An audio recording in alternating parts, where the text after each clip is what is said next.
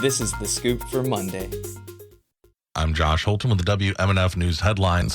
About 11:30 a.m. last Thursday, operations staff at the Manatee County Piney Point injection well pretreatment facility found a release of untreated industrial wastewater on the plant site in Palmetto. According to an incident report posted by the Florida Department of Environmental Protection, a power loss from a tripped breaker resulted in a loss of communications and control at the plant, causing the spill, resulting in an overflow of approximately 6,000 gallons from the influent tanks. Staff manually shut down the transfer pump to stop the discharge about 10 minutes later. The discharged wastewater soaked into the ground and did not leave the plant site. A study published last year found that the Piney Point spill in 2021 spilled about 180 metric tons of nitrogen poured into the bay from a leak at the phosphate plant. Those nutrients fueled the growth of algae called cyanobacteria.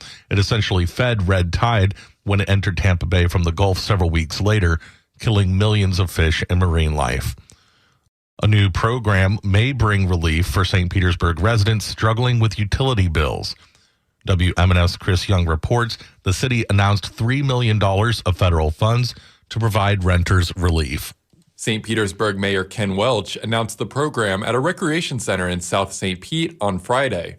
In our post-pandemic economy, many individuals and families are facing financial challenges and falling behind on their bills and rent. The rental utility relief program we're highlighting today can be a beacon of hope for those struggling with the cost of living. The $3 million will go towards helping eligible St. Pete renters pay past due electric, sanitation, and water bills from the city and Duke Energy. It'll cover up to 18 months of utility bills and be applied directly to their account balance. This comes as Floridians have seen a sharp increase in utility bills, especially in the last 2 years. Melissa Satius is the president of Duke Energy Florida. She acknowledged the increase in utility costs and expects prices to go down for customers. Fortunately, natural gas prices have started to decline, and we have already started to see and have been able to pass along the savings to our customers. By the end of this year, we certainly expect that the price will continue to go down around natural gas prices. Renters must be at or below 80% of the area median income, among other requirements. You can find more information on WMNF.org. For WMNF News, I'm Chris Young in St. Petersburg. The student hunger strike to get the University of South Florida to divest from companies that fund Israel continues. WMNF's Jimmy Rosilio reports that the two sides are at a standstill. Strikers at USF reached their fifth day without food on Friday. They want the university to pull funds from Hewlett-Packard, Boeing, Northrop Grumman, and Caterpillar. Sophomore Will Mlechko explained the physical effects he's facing. I'm trying my best to be able to do the things that I usually do, but even it's hard enough to be able to move my body, let alone, focus on schoolwork. USF declined an interview. The college reiterated the stance Board of Trustees Chair Will Weatherford delivered in their meeting on Monday.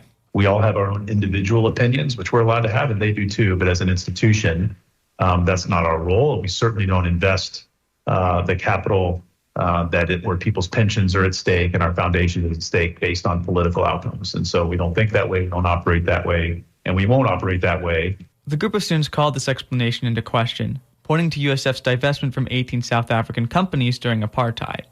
The move came in 1987 under student pressure. Mlechko says USF's attempts to resolve the hunger strike are in bad faith.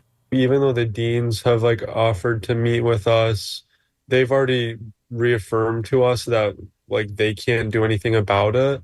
So when the deans are reaching out to us, we recognize that as just them just doing their job so that they can say that yes, hey, they tried to talk to us, but we weren't willing to. The hunger strikers say they only consume water and zero-calorie fish oil pills. For WMNF News, I'm Jimmy Rosilio. For the weather today in the Tampa Bay area, highs will be in the mid-80s, overnight lows in the mid-60s. I'm Josh Holton with the WMNF News headlines. This is The Scoop, recorded at WMNF Tampa.